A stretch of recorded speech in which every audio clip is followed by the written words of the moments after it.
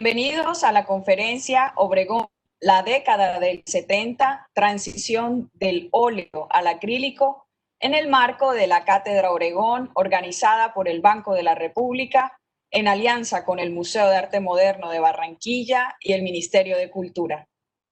Agradecemos la presencia de la Fundación BAT y el Museo de Arte Moderno de Bucaramanga, quienes nos acompañan en esta transmisión.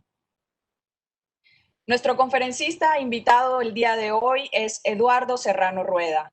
Estudió Antropología e Historia del Arte en New York University. Ha sido curador del Museo de Arte Moderno de Bogotá y la Casa de Nariño, presidente de la Asociación Colombiana de Museos, director de Asuntos Culturales de la Cancillería y director de Artes del Ministerio de Cultura. Ha publicado 25 libros sobre arte nacional, ha desarrollado programas de televisión como El Taller del Artista y ha ejercido la crítica de arte en los periódicos El Tiempo, El Espectador y la revista Semana. Actualmente se desempeña como curador independiente y como asesor de diferentes entidades culturales, públicas y privadas. Eduardo, y es un verdadero placer tenerte con nosotros. Gracias, Catherine, muy amable, muy gentiles tus palabras. Y bueno, quiero comenzar por agradecerte a ti, Catherine, y al Banco de la República, al Museo de Arte Moderno de Barranquilla, su directora María Eugenia Castro, a Eduardo Rodríguez, coordinador de Asuntos Culturales, al Ministerio de Cultura, a todas las entidades involucradas en esta cátedra para que se celebra los 100 años de nacimiento del maestro Alejandro Obregón. A la Fundación BAT y al Museo de Arte Moderno de Bucaramanga, que se han querido unir con nosotros para ser testigos de esta charla. Bueno, los encargados de la cátedra me asignaron la década del 70 y la transición de Obregón del óleo al acrílico. Pero cualquiera hubiera sido la década que me hubieran asignado, los 30, los 40, los 50, los 80, yo hubiera quedado muy contento porque pienso que Obregón tuvo logros artísticos en todas las décadas. Debo hacer unas 3 advertencias o 3 notas que hay que tener en cuenta durante esta charla. La primera, que la obra de Alejandro Obregón no admite generalización. Si yo digo que el trabajo en óleo era de cuadros grandes, alguien va a salir con una miniatura. Si yo digo que el trabajo en acrílico era de cuadros pequeños, alguien va a salir con un mural inmenso. De manera que no admite generalizaciones. Alejandro fue muy libre, él siempre hizo lo que quiso. Pero sí hay algunos aspectos de la pintura en óleo que se manifiestan en un grupo mayoritario de obras y unos aspectos de la pintura en acrílico que se manifiestan en buena parte de sus trabajos en acrílico. La segunda ítem que hay que tener en cuenta es que yo no me voy a referir al contexto en el cual Alejandro desempeñó su trabajo. Creo que muchos de mis anteriores participantes en esta cátedra han hablado del 9 de abril, de la masacre del 10 de abril, de su oposición a Rojas Pinilla, de la muerte del estudiante, del velorio, en fin, de todo lo que era el contexto en que se desarrolla la obra de Obregón, de Gómez Sicre, del Grupo de Barranquilla. Todo eso yo creo que hay suficiente ilustración al respecto y por lo tanto no me voy a referir a eso, pero sí quiero hacer la advertencia de que yo considero que es una parte muy importante de la obra de Obregón. Obregón fue muy perceptivo y muy receptivo a lo que estaba sucediendo a su alrededor, a los acontecimientos políticos, sociales, culturales, ecológicos, económicos. Él era muy perceptivo de todo lo que estaba sucediendo en Colombia y lo reflejó en su obra y es una parte fundamental de su obra, aunque no me voy a referir a ella por lo que les digo que ya ha sido suficientemente cubierto por conferencistas como Cristian Padilla, como Wilson López, bueno, muchos de los eruditos y muy brillantes conferencistas que me precedieron en esta cátedra. Por otra parte, lo que yo quiero demostrar o quiero probar en la charla es que la obra de Obregón fue acumulativa, que la obra de Obregón evolucionó, que no hubo grandes rompimientos en ningún momento. Él, por ejemplo, de su paso del óleo al acrílico, no hubo un gran rompimiento, ni hubo un gran rompimiento en ningún momento pues, de su trayectoria. No hubo cortes radicales, sino que él iba construyendo sobre lo ya construido, como debían hacer los gobernantes de Colombia, y no hacen, pero él sí iba construyendo sobre lo ya construido. Como me corresponde hablar de su traslado del óleo al acrílico, quiero empezar por recordar rápidamente que el óleo es un tipo de pintura donde los pigmentos, minerales, vegetales e inclusive animales, porque en la cocina los pintores sacaban el color rojo de la cochinilla. De todas maneras que los pigmentos, los colores, se diluían o se mezclaban con aceite y por lo tanto es un tipo de pintura de secado lento. El acrílico, en cambio, tiene un componente plastificado, se diluye con agua y es un tipo de pintura de secado rápido. Alejandro manejaba los dos, o manejó ambas técnicas con gran idoneidad. Él sabía que los difuminados y las transparencias se manejaban mejor con el óleo porque pues el óleo se demoraba en secar y él podía aplicar un color encima del otro y que se transparentara el de abajo sin mayor problema. Y también sabía que los empastos con óleo pues eran un poquito problemáticos porque como se demoraba en secar, en la polución, el polvo, etcétera, implicaban cambios en su acabado. La pintura acrílica, en cambio, se presta mucho para los empastos porque se seca rápido, entonces no hay elementos extraños que la alteren. Y las transparencias, Alejandro sabía que aplicaba el segundo color encima del primero antes de que el primero se secara, es decir, rápidamente conseguía la misma transparencia que conseguía en el óleo. También sabía que el óleo era tóxico, más tóxico que el acrílico, y que el acrílico era un tipo de pintura durable y resistente, y que el acrílico cambia un poquito la tonalidad cuando sale del tubo y se aplica. Pues bien, yo conocí a Alejandro Obregón en los años 60. Yo me encontraba en Barranquilla para irme a estudiar y Julio Roca Baena, gran amigo del alma, y Alberto Moreno, que hoy día es el curador del Museo de Arte Moderno de Manizales, y otros amigos, nos íbamos a la cueva a escuchar a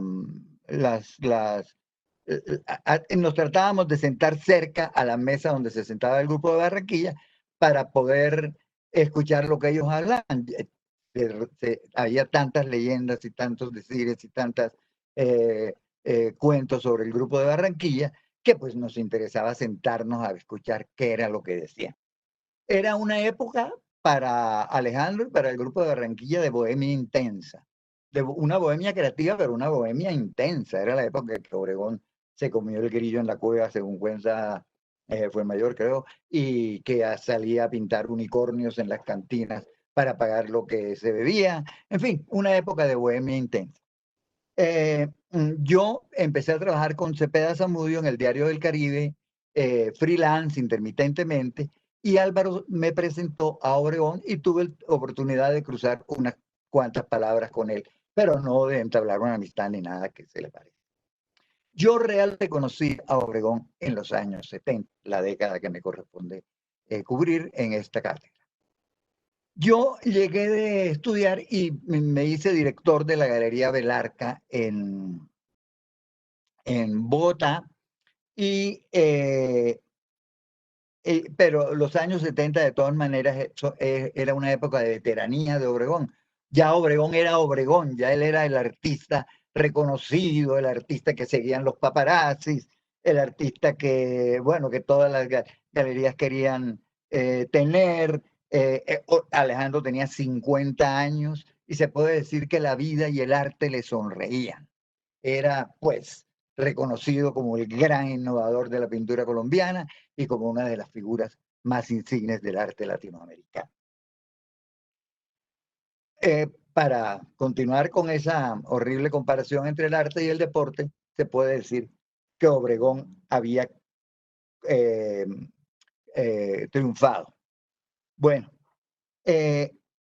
para ver la diferencia entre la pintura de Obregón y al óleo y la pintura de Obregón en el acrílico, hay que mostrar piezas en acrílico, piezas en óleo y piezas en acrílico. De manera que vamos a ver bastantes diapositivas del maestro.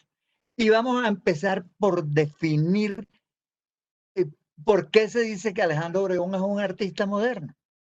Pues Alejandro Obregón es un artista moderno porque pertenece a la era moderna que comenzó en el Renacimiento y que duró, o que yo diría que dura todavía, porque, bueno, sí, dura todavía, porque la era moderna es cuando el hombre se da cuenta que es dueño de su propio destino y que no todo reposa en la religión, sino que él es capaz de trazar sus designios y cumplir con sus derroteros. Pero Alejandro Obregón es sobre todo, se dice que es un artista moderno porque se adhirió a la pintura moderna, a lo que se llama el modernismo, que comienza a finales del siglo XIX con el impresionismo. La pintura de la era moderna pues era una pintura mimética, una pintura donde los artistas trataban de plasmar el mundo que veían, tal cual lo veían, con los colores que lo veían. Aunque claro que hubo cambios, había pues algunos artistas que trataban de hacer las figuras más grandes, otros más chiquitas, unos con color de una manera, otros de una manera de enfocarla, en fin, propósitos distintos.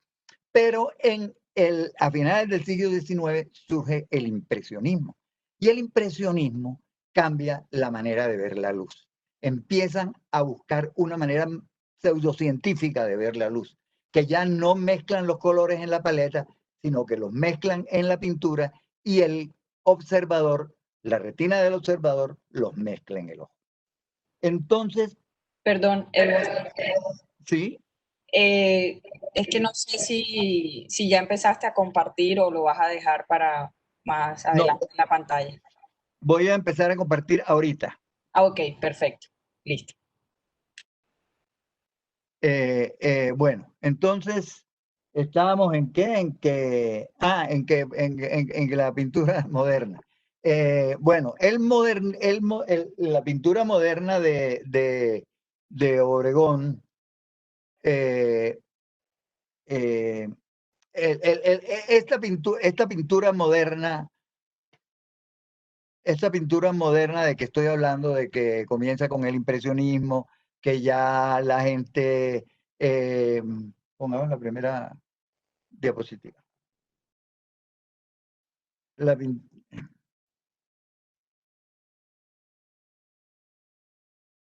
pintura... Ay, carajo. Ay, Dios mío.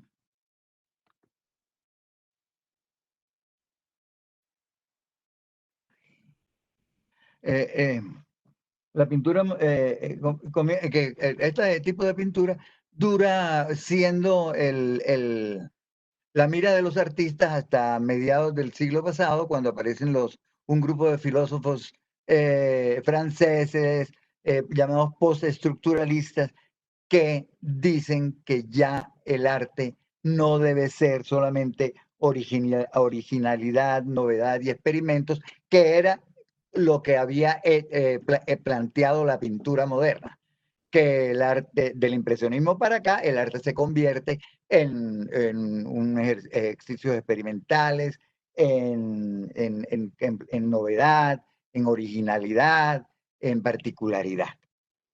Entonces, ellos dicen que el arte es ante todo un arte comunicativo, y de ahí, de una serie de teorías y tesis que salen de ese planteamiento, surge el arte llamado contemporáneo. Pero el arte moderno, como les digo, ha sido un hueso duro de roer, y todavía hoy día los artistas, las galerías, las subastas, los museos, todos hablan de arte moderno y contemporáneo. Empiezo, ustedes dirán que si me corresponde hablar sobre la década de los 70, ¿por qué me inicio con una pintura al óleo? Comienzo con esta pintura porque es, primero que todo, se llama Retrato del Pintor, y es una de las pinturas que presentó Obregón en la exposición de 1944, cuando el crítico Walter Elger, como ya les han contado muchos de mis predecesores, descubre que él es la gran promesa de la modernidad en Colombia. Y comienzo con esta pintura porque es una pintura que Obregón tiene un sombrero negro, que es obviamente una referencia a Cézanne. Cézanne y bueno, y también porque hay un espacio muy exiguo entre la figura y el fondo hay unas botellas, unos elementos banales de la naturaleza muerta, y Cézanne también se representó muchas veces con sombrero negro. Entonces es claramente una referencia de Obregón a Cézanne, como reconociendo que pues lo había influenciado su obra. Se dice que el cubismo no hubiera existido sin Cézanne. Bueno, y muestro aquí a Picasso porque siempre ha habido una relación entre Picasso y Obregón. Este es un cuadro de Picasso presentado por Obregón, donde Obregón pone el cóndor, que es como su marca de plástica, y Picasso también decía que su único maestro había sido Cézanne. Entonces,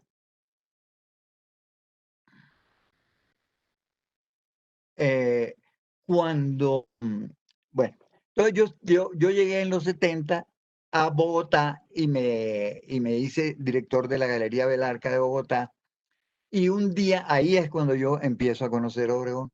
Un día se presentó Obregón en la galería con un cerro de papeles y me dijo: Eduardo, quiero decirte que yo quiero que tú seas la única persona autorizada para vender mi obra en Bogotá. Yo me extrañé muchísimo porque pues en ese entonces, en comienzos de los años 70, no había mercado del arte en Colombia, el mercado era muy efímero, solamente Obregón, Grau y Mansur puede decirse que tenían una clientela establecida, todos los demás artistas pues luchaban por vender y todo, pero realmente era muy poco lo que se vendía. Y se presentó con este arrumo de grabados hechos por él, como este que estamos viendo en la pantalla, ¿sí? Y que, como ustedes ven, tiene pues unos elementos geométricos y también pues unos elementos expresionistas, que es realmente lo que va a definir la obra de Obregón, el cubismo y el expresionismo. Entonces le pregunté al maestro: ¿y por qué me hace ese honor usted a mí? Y me dijo: porque me están falsificando las obras. Y me contó que un coleccionista bogotano le había comprado una obra, lo había invitado a comer a su casa para que viera dónde la había ubicado, y que cuál no sería la sorpresa de los dos cuando Obregón le dijo que esa obra no era de él.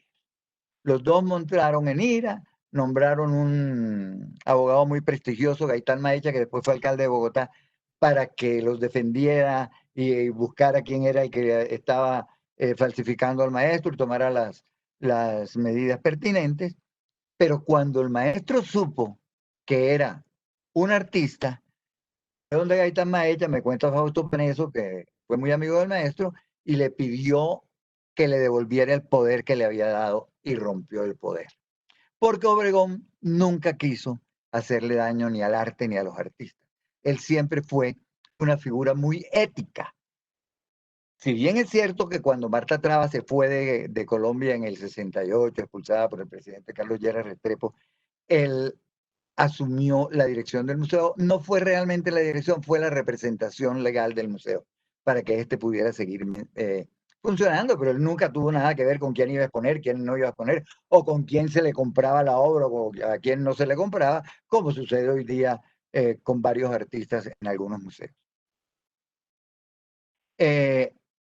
Bueno, Obregón había estudiado grabado, no estudiado, había asistido al taller de Stanley William Hayter, que era un grabador muy famoso inglés que abrió un taller en París al que iban todos los artistas a hacer sus obras gráficas. Y Obregón había estado allá y se le notaba pues en su conocimiento sobre el grabado que les acabo de mostrar. Em, eh, las, eh, Hablemos ahora un poco del estilo, porque vamos a hablar del estilo, del color y del tema de Obregón en la pintura al óleo, en la pintura en acrílico. Eh, para Alejandro Obregón fue muy importante desde el comienzo plantear una ambigüedad espacial. El espacio para Obregón era su gran motor de la pintura. Y en esta obra que se llama Sombras de perros en fuga, ustedes ven que parece una obra planimétrica, pero que esta pata del perro se pierde detrás de una cartela, como significando que había algo de profundidad. Y esa ambigüedad empieza a verse en las primeras naturalezas muertas de Obregón. Por ejemplo, este vaso, no sabemos si está delante o está al lado del toldo.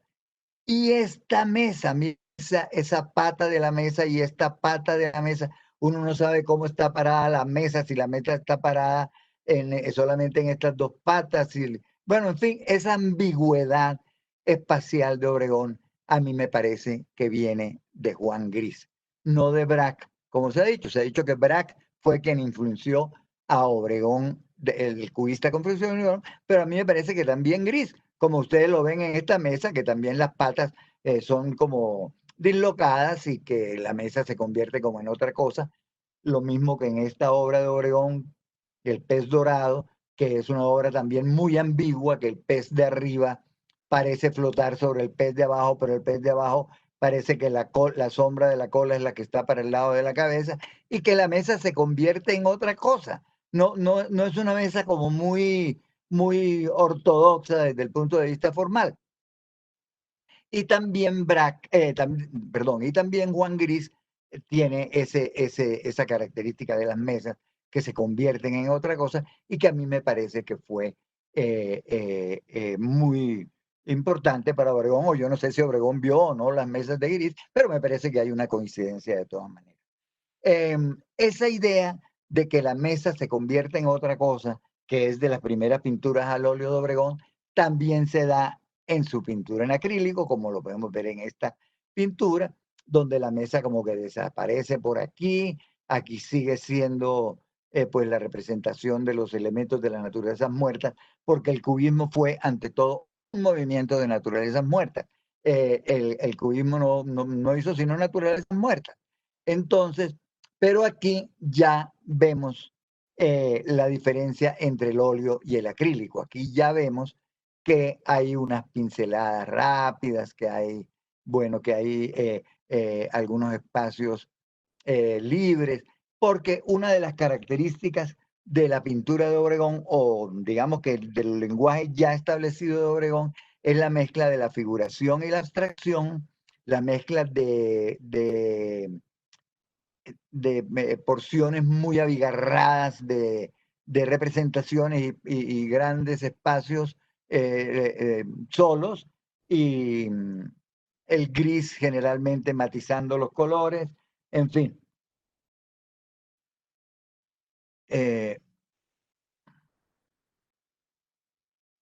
Esta es otra mesa de los años 70, se llama Sortilegio esta obra, pero es obviamente una naturaleza muerta, porque hay una mesa que aquí se convierte como en horizonte, por este lado desaparece, aquí adelante tampoco es muy claro qué es lo que pasa. Esa ambigüedad espacial. Cuenta su hermano Peter que alguna vez se encontró con, eh, con Obregón en una exposición de perros, en que Obregón estaba exponiendo algunos perros en Bogotá, y le dijo, Alejandro, pero aquí no hay dibujo. Y que el maestro le contestó, es que yo no dibujo cosas, yo pinto espacios. Y yo creo que eso es muy verídico. Aquí en esta naturaleza muerta ya es bien abstracta, porque ya esta es cuando llega esta naturaleza muerta, ya Obregón había visitado a Gómez Sicre en la Unión Panamericana, se había enterado de lo que era el expresionismo abstracto en los Estados Unidos, un movimiento que se caracterizaba pues, por su espontaneidad y por ser completamente abstracto. Obregón no se identifica totalmente con el impresionismo abstracto porque Obregón nunca deja de ser figurativo, pero sí en la espontaneidad, eso le interesaba mucho a Obregón, y también pues en la parquedad, en el color. Aquí hay otra naturaleza muerta del óleo, al óleo, que también es muy geométrica los elementos que la componen, y de ese cuasi monocromo cubista, porque el cubismo fue un movimiento que no tuvo color, fue un movimiento que básicamente lo que produjo era grises y cafés y negros y muy poco color. En cambio, aquí ya vemos una naturaleza muerta de Obregón después de que conoce el expresionismo abstracto y entonces ya empieza a mezclar los dos estilos. Pero él no abandona el cubismo para dedicarse al expresionismo abstracto. Él mantiene sus rasgos geométricos, su idea de bodegón, etcétera. Pero el acrílico sí le da aquí también está la concentración de elementos en un área del cuadro y el otro cuadro un poco desolado, pero aquí vemos que el expresionismo, aunque sea una pintura al óleo todavía, hay ya los grandes trazos, las grandes pinceladas, las largas pinceladas de Obregón, que por eso le hace a uno pensar que Obregón debía estar desesperado porque surgiera el acrílico, la pintura acrílica. En cuanto al color, en la parte cubista, bueno, ahí tenemos el cuasi monocromo de que hablaba yo de las naturalezas muertas cubistas, y lo mismo, una naturaleza muerta cubista, otra naturaleza muerta cubista gris, ocre, sin mucho colorido ni nada, y aquí ya tenemos una obra en acrílico de Obregón. Es decir, el acrílico le provee a Obregón su manera de expresión cromática. Ahí explota Obregón, aquí sale el Obregón colorista, sale el Obregón que mezcla los colores sin importarle si son cálidos o fríos o complementarios o primarios o lo que fuera. Él mezcla los colores, y ese es uno de los puntos principales de diferencia entre la pintura al óleo de Obregón y la pintura en acrílica.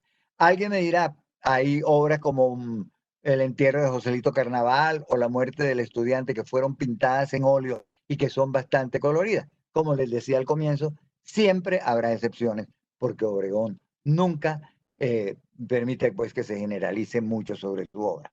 Aquí tenemos una naturaleza muerta ya de los finales de su vida, de los años 80, pero seguimos viendo, es decir, una pintura de Obregón de los años 80, pero seguimos viendo que con el paisaje, que la mesa sigue existiendo, que siguen existiendo los elementos de la naturaleza muerta cubista. Ustedes ven las formas geométricas, pero al mismo tiempo ven el espacio y las pinceladas expresionistas, la rapidez con que se cabe el acrílico, en fin, todo lo que veníamos hablando sobre la diferencia entre las dos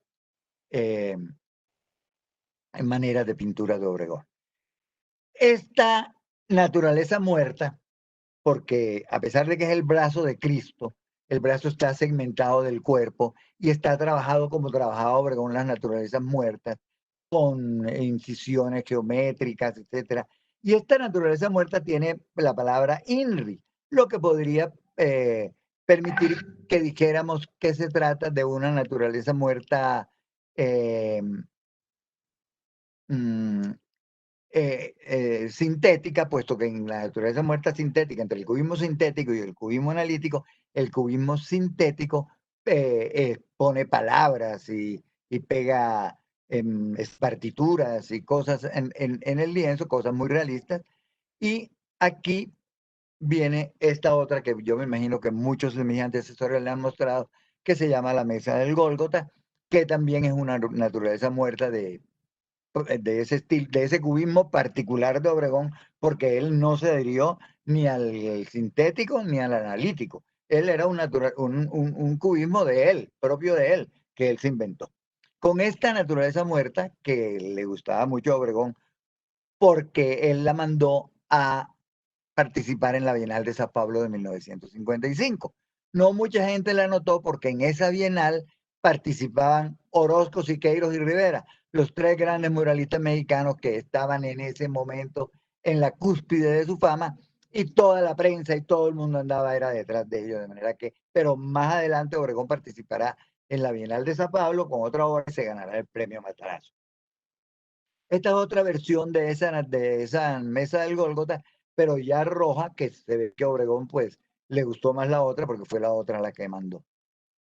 Y que también era pues de un tema religioso. Es que lo importante aquí es que desde el brazo de Cristo y la naturaleza de la mesa del Gólgota, Obregón abandona la idea de que la pintura, de que lo importante en la pintura es la manera como está hecha, la plasticidad, la armonía o lo que fueran los valores que planteaba el arte moderno, y él empieza a imbuir sus obras con sus pensamientos, sus sensaciones, sus anécdotas, su vida y sus creencias. Entonces, también esta naturaleza, este vitral del Colegio Marymount de Barranquilla también es sobre un tema religioso. Aquí está el cáliz, la cabeza de Cristo, INRI otra vez, los panes de la última cena, en fin, todo lo que significaba la religión, y también es experimental. También es experimental en el sentido de que pues es una técnica no muy común, es una técnica que se conoce desde el periodo gótico, donde los vidrios de colores se ajustan con varillas de plomo. Y aquí hay otra pintura de Obregón al óleo, que también es gris, que también es sin grandes contrastes y que también es religiosa. Se titula El Fraile. Y aquí ya hay una pintura religiosa de los años 70, es decir, ya hecha en acrílico, que es un ángel, y que a mí ya aquí me parece que el rostro es el rostro de Obregón.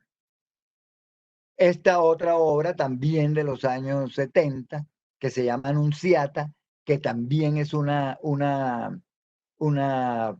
pintura de tipo religioso, pero en la que Obregón no ha abandonado la naturaleza muerta. Aquí ven las jarras, ven las frutas, ven todo. Es decir, lo que decía, la obra de Obregón es acumulativa. Él planteó primero la naturaleza muerta y sobre la naturaleza muerta va desarrollando los temas que vendrían posteriormente.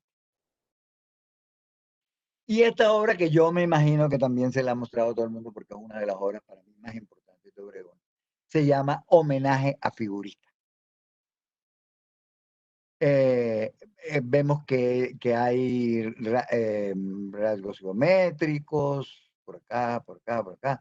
Hay inclusive una trompeta bastante realista, pero hay los brochazos expresionistas, hay plumas, hay elementos vegetales, en fin. Ya Obregón empieza a involucrar en su pintura sus sensaciones, sus pensamientos, sus emociones, sus criterios.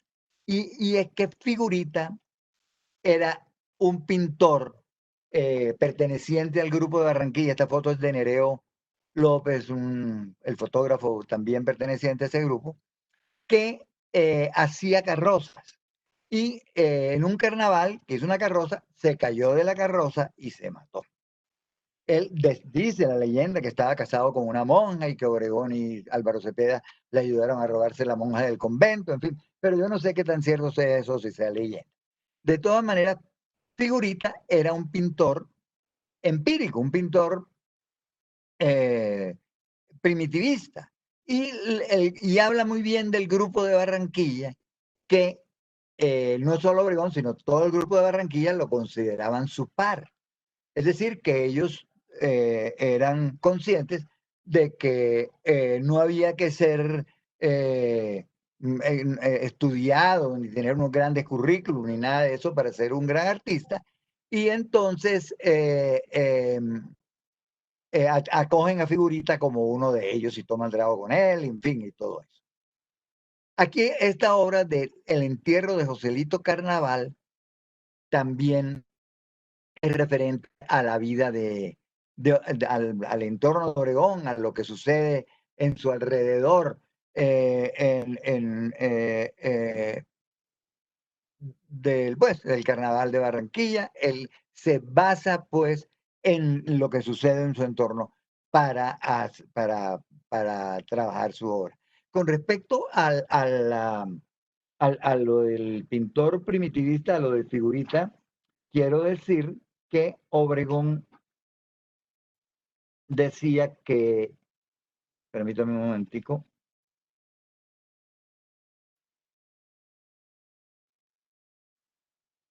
en alguna ocasión expresó: yo no creo en las escuelas de pintura, creo en la buena pintura y nada más. La pintura es una expresión individual y hay tendencias como personalidades. He admirado a los buenos pintores, los españoles sobre todo, pero considero que ninguno ha ejercido una influencia directa sobre mí. Entonces, esto lo traigo a cuento porque, pues, él también decía cada rato que se consideraba un pintor autodidacta. Yo tengo vocación de autodidacta, decía. Y eso lo decía porque a él le gustaba ser él quien descubría sus propios temas, ser él el que descubría cómo manejar sus medios y sus técnicas. De manera, y que no se lo enseñara a nadie, sino él. De manera que en ese sentido él decía: yo soy autodidacta. Y si aquellas obras eran pintadas en óleo, el homenaje a Figurita y el entierro de Joselito Carnaval, en los 70 ya en acrílico también recurre a temas culturales costeños, como pues El hombre caimán, que como todos ustedes saben es el telón de boca del Teatro Mira de la Rosa de Barranquilla, y que narra la leyenda de un hombre que se disfrazaba de caimán para ir a ver a las chicas que se bañaban en el Magdalena en la ciudad de Plato. Un tema que sí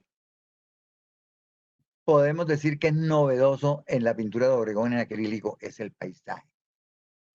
El paisaje había desaparecido de la pintura moderna, no solamente de Colombia, sino de toda la pintura moderna, porque la pintura moderna estaba más interesada en los raciocinios intelectuales y marchaba hacia la abstracción. Además, había surgido la fotografía, y la fotografía hacía obsoleto eso de pintar la naturaleza tal cual era, y los cuadros, los paisajes de Obregón no son miméticos para nada, pero sí son evocativos. Este volcán de Galera Zamba como que le comunica a uno la esencia del volcán, como pues el paisaje rojo y amarillo, la concentración de elementos aquí en primer plano, como que uno, como que sí entiende que es el paisaje de Galera Zamba, pero no es un paisaje mimético, es un paisaje donde lo que es evocativo, le permite a uno evocar el volcán de Galera Zamba, pero nada más. Y era, por supuesto, con colores bastante fuertes ya los paisajes de Obregón, pero como les decía, que no se puede eh, eh, generalizar, también hay paisajes de Obregón que son grises, como este. Bueno, pero de todas maneras los paisajes de Obregón son bastante coloridos, como este que es el mural que hizo para las Naciones Unidas, donde aparece el cóndor, donde aparece en primer plano la naturaleza, en fin, se llama El nacimiento de los Andes, creo. Y este que es el paisaje que todos conocemos, que es el que preside el Salón Elíptico del Capitolio Nacional. Triunfo de tres cordilleras y dos océanos. Los cóndores van arriba y abajo vienen los peces en una dirección contraria.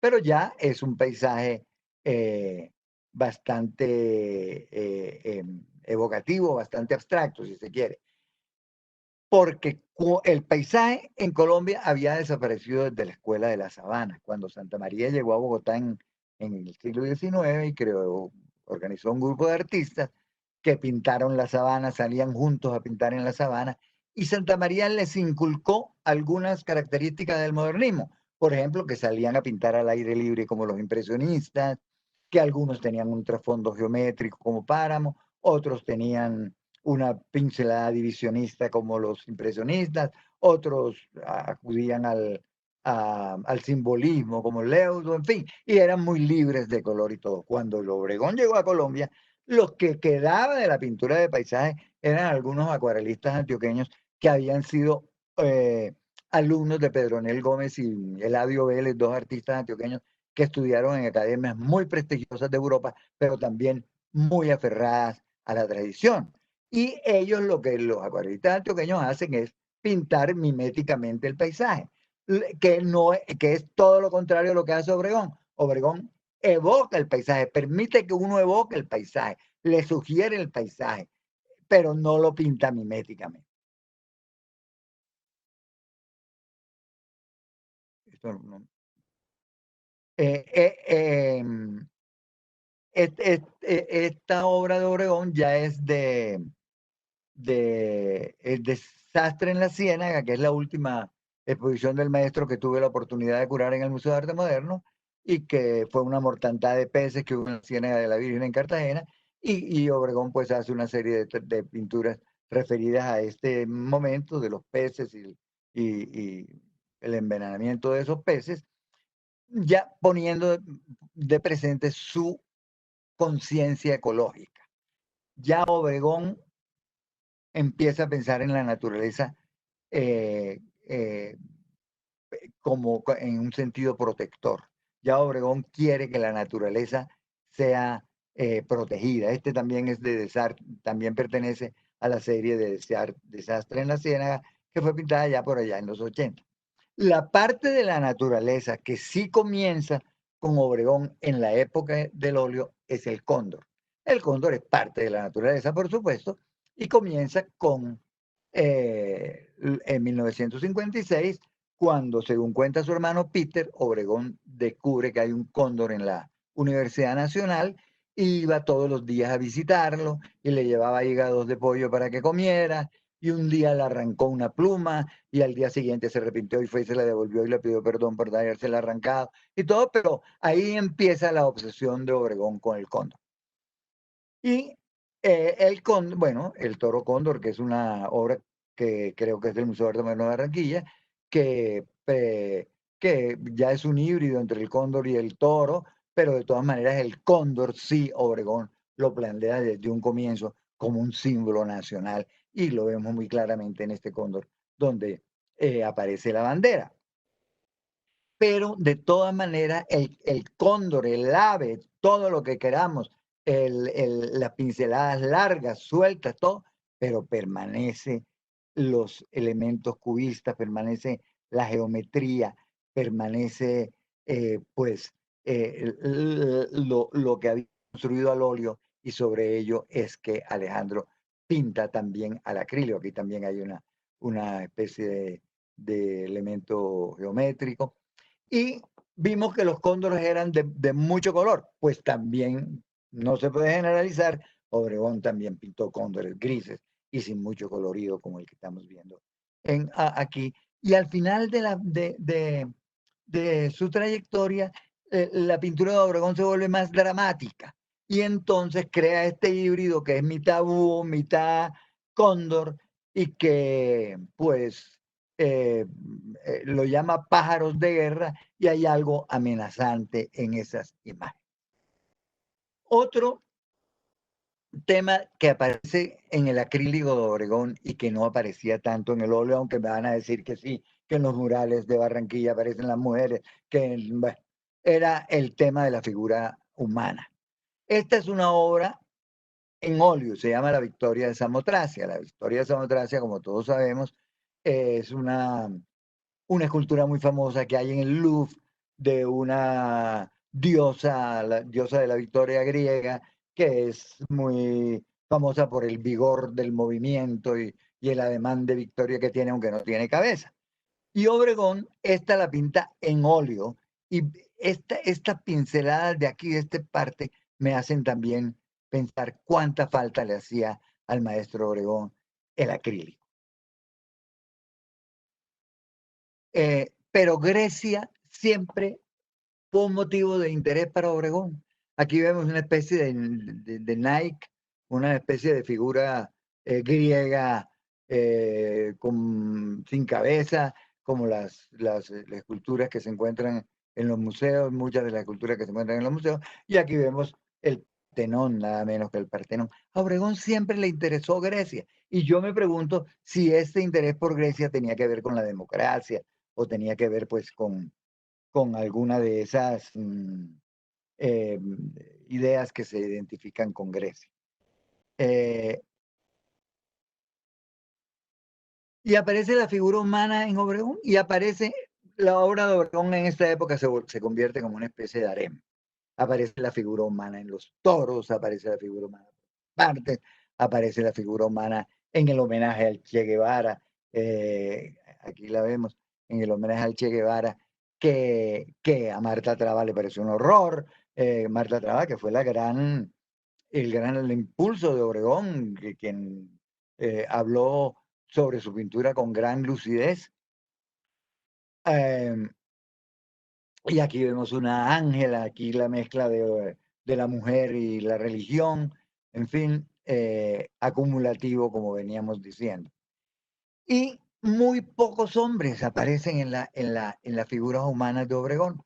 Este es el famoso cuadro que le regaló a Gabo. Aquí se puede leer la dedicatoria, que fue Obregón posando como Blas de Lezo, que le dispara y le atraviesa este ojo y que se lo regala a Gabo y que Gabo se lo lleva a México y que Obregón un día lo visita con una aguja y un pedazo de lienzo y le pega el ojo y le retoca este ojo azul, en fin, pero aparecen muy pocas masculinas en la obra de Obregón y generalmente es el mismo Obregón identificado con sus héroes. Aquí como Blas de Lezo, a quien dedica un poema que dice: Blas de Lezo, Blas de Lezo, media mirada y la mitad de un brazo, con y un mar pasaron victorias y gangrenas el cobre, para Blas de Lezo el teso. Él se identificaba con sus héroes. Blas de Lezo fue un héroe para Obregón y por eso lo pintó muchísimas veces. Aquí, por ejemplo, ya aquí está sin brazo, sin pierna, no alcanzo a ver si sin ojo, pero seguramente también está sin ojo. Pero también hay algo que recuerda la fisonomía de Obregón en ese Blas de Lezo.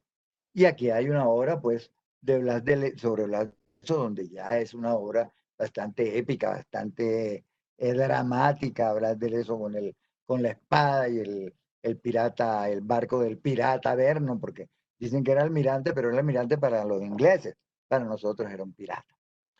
Bien expresionista esta obra, con brochazos bien improvisados y bien espontáneos. La espontaneidad, por supuesto, y el azar son muy importantes para Obregón en esta época. Y este ya es Bolívar, otro héroe para Obregón, pero a mí me parece que si le pusimos los ojos azules y le añadimos la barba y el bigote, también es un autorretrato.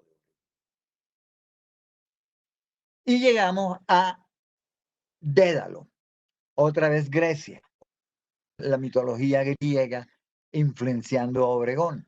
Aquí aparece él como Dédalo. Dédalo fue el padre de Ícaro, autor del laberinto de Creta, a quien el rey Minos encerró en el laberinto con Dédalo para castigarlo por haber permitido que Teseo se volara del laberinto. Pero de todas maneras, Dédalo es el representante de la habilidad técnica, de la recursividad, de la capacidad, mejor dicho, Obregón sí mismo se mimetiza con Dédalo y se mimetiza con Blas de Lezo y con Bolívar, con todos sus héroes. Él era seguro de sí mismo. Un amigo me contaba en días pasados que había llegado a estudiar pintura en Estados Unidos y visitó Obregón y le contó a Obregón que estaba estudiando pintura y Alejandro le dijo, mira, si estás estudiando pintura, mejor es que la abandones, porque no nace un pintor sino cada 100 años y el de estos 100 años soy yo. Pues de manera que no hay nada extraño que él se identificara con Dédalo, pues Dédalo le pegó las alas a Ícaro, otro de los héroes de Obregón.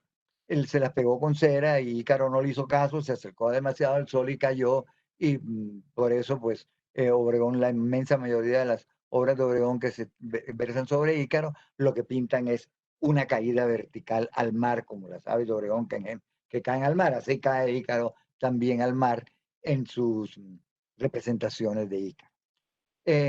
Dédalo finalmente huye con las alas, se va a Sicilia, pero el rey Minos, que no le perdona que hubiera permitido que su esposa se hubiera tenido relaciones con el toro, yo hubiera creado el Minotauro, y para eso es que crean el laberinto de Creta, era para encerrar el Minotauro, fruto de la relación de la esposa del rey Minos con el toro, con un toro blanco que se supone que era una belleza impresionante. Entonces, Dédalo huye a Sicilia y el rey Minos lo persigue en Sicilia, pero no lo podía encontrar, y para encontrarlo lo que dice, se inventa un acertijo. Dice que la persona que sea capaz de enhebrar una aguja por la circunvalación, por las pirales de un caracol, le daría un premio o algo así. Y el único que fue capaz era Dédalo, y por Minos, pero de todas maneras escapó y no lo pudo matar.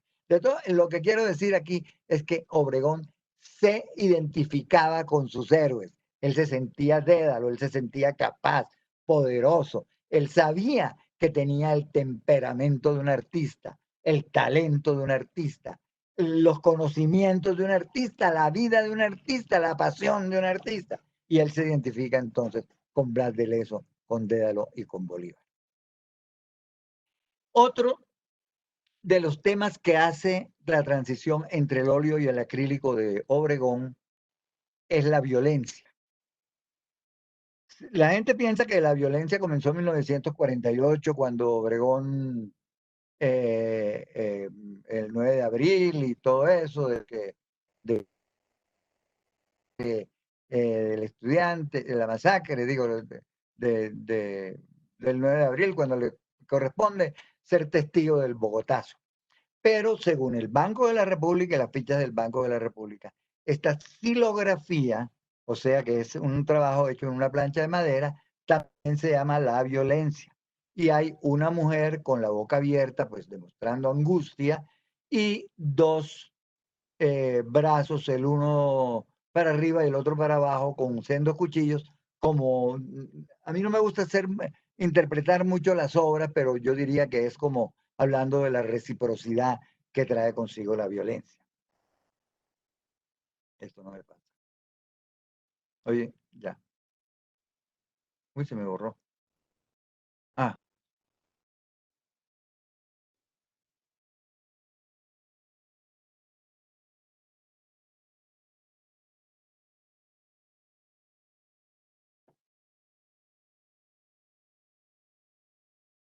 pasa la siguiente.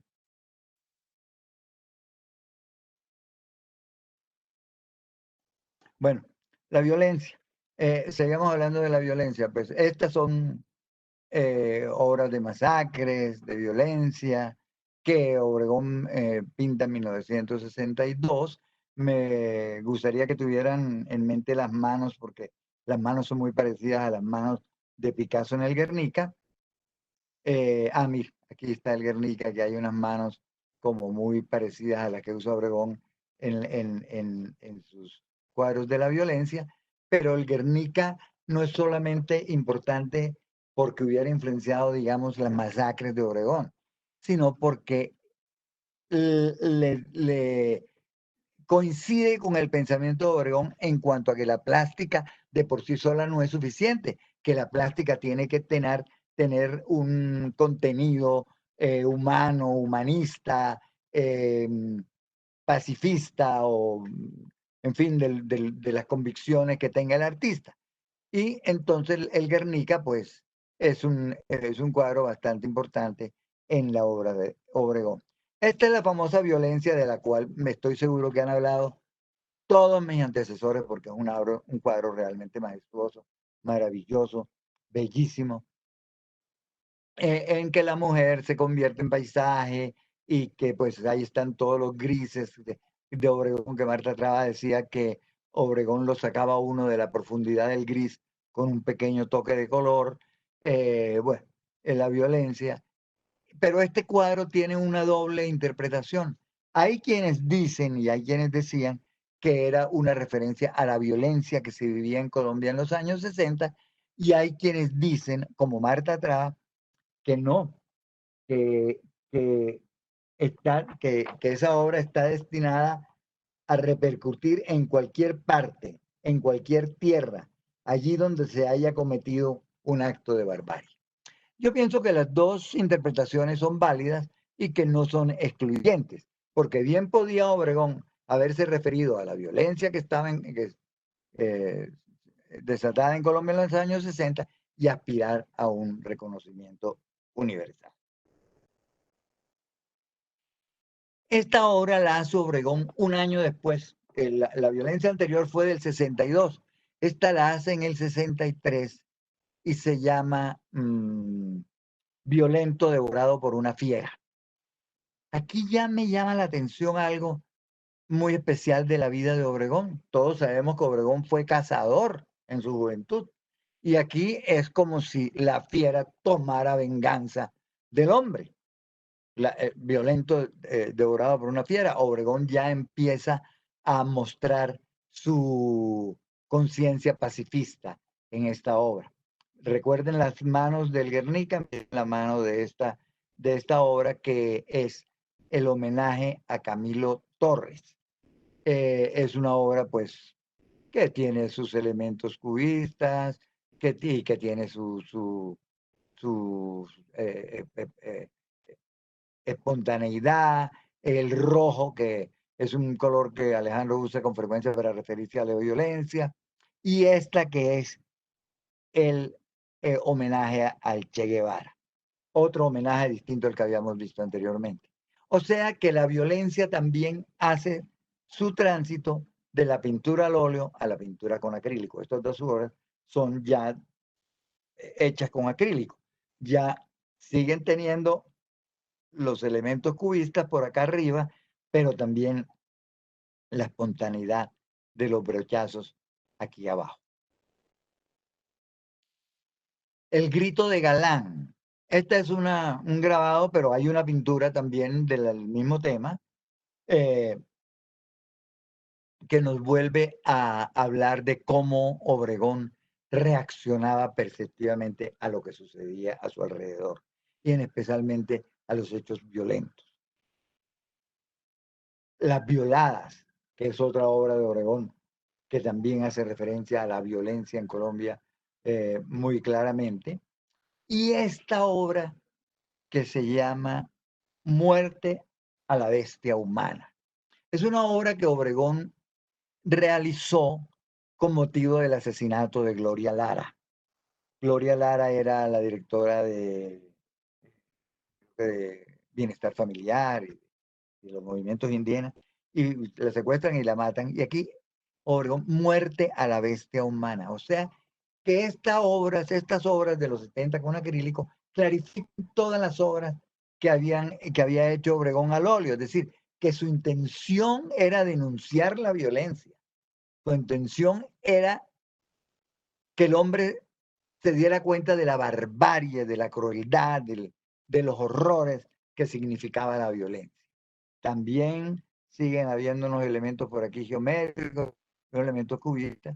Y esta obra, que también se llama Muerte a la bestia humana, hecha de la misma serie, pero que me llama especialmente la atención que el violento cargue una honda en la mano. Esas ondas eran muy populares en la costa, entre los chicos costeños, para matar pájaros. Entonces me pongo a pensar si ya para esta época Obregón estaba reconsiderando su época de cazador. Ya estaba reconsiderando que la violencia contra los animales también era violencia. Y recuerden, pues, lo que vimos sobre desastre en la Ciénaga. Es decir, Obregón pinta la violencia para protestar contra la violencia, desde la época de Nolio hasta la época en acrílico, como lo clarifican estas últimas obras de Muerte a la Bestia Humana. Y para cerrar, pues, está esta obra que se llama Victoria de la Paz, que es una clara alegoría a la paz, con la bandera colombiana aquí arriba, una alegoría a la paz, y que clarifica, nuevamente digo, todo lo que, la parte de la violencia en Obregón, que eran realmente señalamientos de la crueldad, de la barbarie, de todo lo que implica la violencia, pero con el fin de que triunfara finalmente la paz. Muchas gracias.